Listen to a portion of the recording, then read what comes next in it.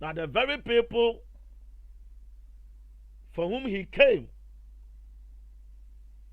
rejected him. And don't forget that the rejection was even made manifest. It came as a fulfillment of prophecy.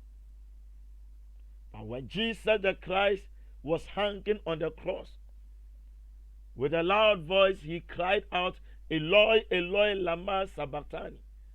My Father, why have you forsaken me? So watch this. The very people he came to save rejected him. The Father also rejected him because he was carrying the sins of the whole world. And so in the case of Jesus the Christ, his rejection was double. Those he came to save rejected him.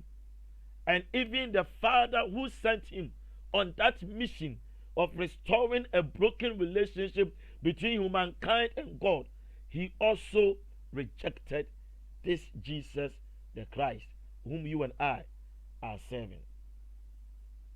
Now let's think critically about this.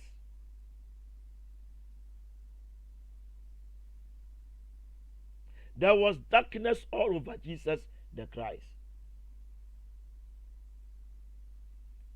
He found himself in a state of loneliness.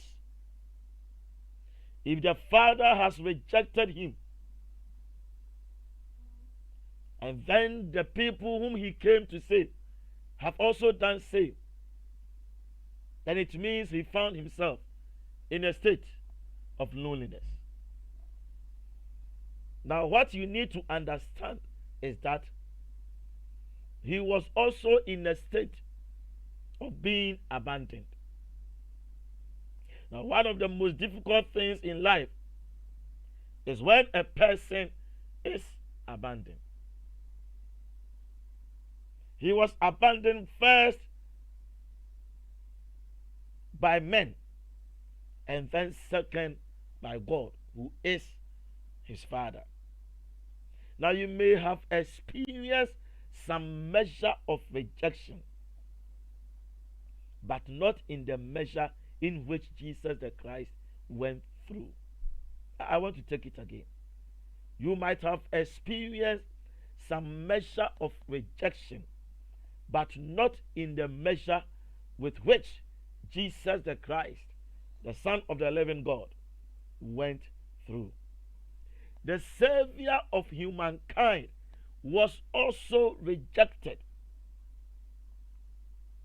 Jesus the Christ endured worse suffering with the deepest wound and a double rejection, just as I have already told you. He came to his own. His own did not receive him. His own did not accept him. His own did not welcome him. His own did not recognize him. His own didn't see that he even mattered most. So they rejected him. But in the midst of all these eventualities, Jesus the Christ did something. Now, in overcoming rejection, last Wednesday I did tell you that you must face the reality of what you are going through. Now, the second point I want to draw your attention to, beloved in the Lord, is that you must be prepared and willing to pay the price. You must be prepared and willing to pay the price. And so that stands to reason that if a person wants to overcome rejection, then there is a price to be paid. You cannot overcome rejection on a silver platter. There is a price that you and I need to pay. And so you and I must be ready, and you must be prepared and willing to pay the price. If we fail to do this, then it means we are ready to remain in that condition we find ourselves in. whatever a person may be going through in life, that person must be prepared, that person must be willing to pay a price, that I want to come out from this. Now watch this. It is like schooling.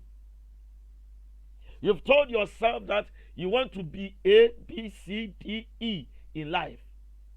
Now, if a person tells himself that I want to become a medical doctor, then the person must be willing to pay a price, because you have to go through the rudiments of medicine for 7 years.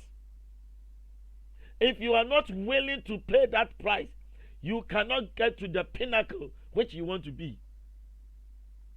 And so that stands to reason that if a person wants to overcome rejection, then there is a price to pay.